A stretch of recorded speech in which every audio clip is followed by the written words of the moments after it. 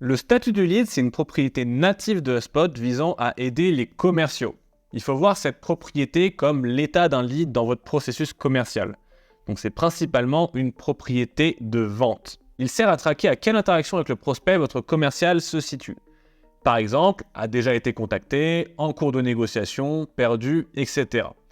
HubSpot propose des valeurs par défaut qui s'affichent à l'écran, mais il est capital de les retravailler pour les adapter avec votre processus commercial.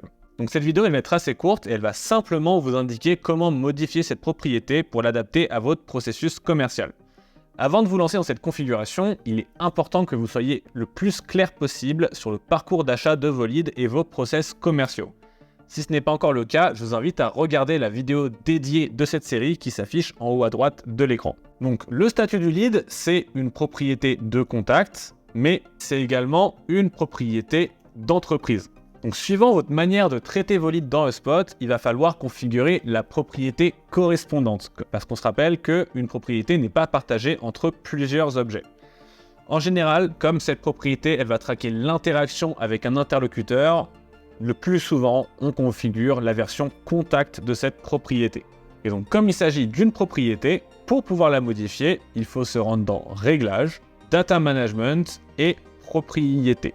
On vérifie qu'on est bien sur des propriétés de contact et on va pouvoir trouver notre propriété Lead Status ou statut du lead en français. Pour pouvoir la modifier, comme pour tout type de propriété, il faut cliquer sur Edit. Avant de se lancer dans la modification de nos propriétés, il faut retourner sur notre schéma du parcours d'achat de nos leads que l'on a créé ensemble et simplement remplacer les valeurs de notre lead status par celles de notre schéma.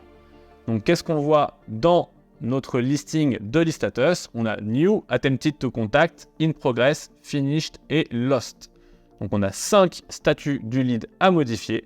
Donc on retourne sur notre édition de propriété et on va pouvoir simplement remplacer nos valeurs. Donc on se rend compte qu'on a déjà New, on a déjà Attempted to Contact et on a déjà In Progress.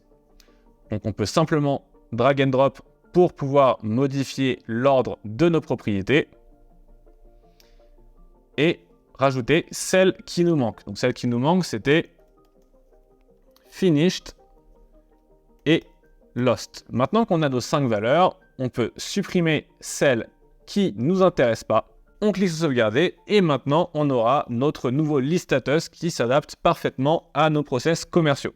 À savoir qu'il est possible de faire évoluer le statut du lead d'un contact en particulier avec des workflows de manière automatique pour les utilisateurs d'une version pro ou plus, mais comme elles correspondent souvent à des résultats d'appel ou de communication avec les commerciaux, le statut du lead il va plus souvent être modifié manuellement par votre équipe commerciale. Cependant, c'est le résultat de cette propriété qui est souvent utilisé comme des déclencheurs d'automatisation pour mettre à jour d'autres propriétés, comme le cycle de vie par exemple, que nous allons détailler dans la prochaine vidéo. J'espère que cette vidéo vous a plu. Si c'est le cas, n'hésitez pas à mettre un pouce en l'air, à vous abonner à la chaîne et à sauvegarder la playlist de cette série de formations pour être sûr de ne pas rater les prochains épisodes. Et n'oubliez pas le lien dans la description vous donnant accès à l'entièreté du contenu et du contenu bonus additionnel sur comment mettre en place son portail HubSpot de la manière la plus efficace possible. Pour ceux qui me découvrent avec cette vidéo, je suis Grégoire, expert HubSpot depuis plus de 7 ans et je vous dis à très vite pour de nouvelles astuces HubSpot.